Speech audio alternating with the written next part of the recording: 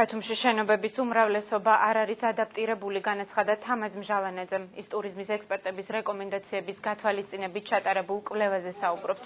შედეგების მიხედვით შეზღუდული შესაძლებლობების მქონე პირთა მშობლების უმრავლესობა უმუშევარია იმის გამო, რომ შვილებს ვერ ტოვებენ. მეორე პრობლემა ასაკობრივი შეზღუდვაა. თამაზ მჟავანაძის თქმით, ტურიზმის ეროვნულ სააგენტოს წერილობით მიმართა, რათა შეზღუდული შესაძლებლობების მქონე პირთა პროგრამებზე ინფორმაცია მიეღო, თუმცა პასუხი ჯერ არ მიუღია.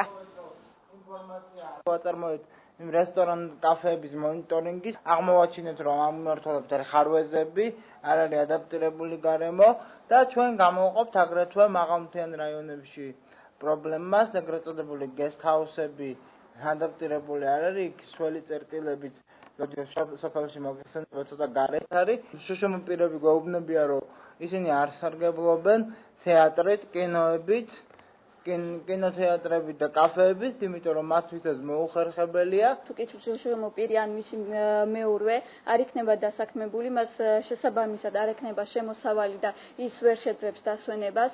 კვლევიდან გამომდინარე აღმოვაჩინეთ, რომ შუშუმ პირების მშობლები ვერ საქმებიან ჯერ ერთი იმის გამო, რომ ვერ ტოვებენ მათ ამ ბავშვებს, შუშუმ პირებს, რადგან ისინი საჭიროებენ განსაკუთრებულ მოვლას და მეორე პრობლემა არის ასაკობრივი ზღვარი, ისინი ასაკის გამო ვერ საქმდებიან.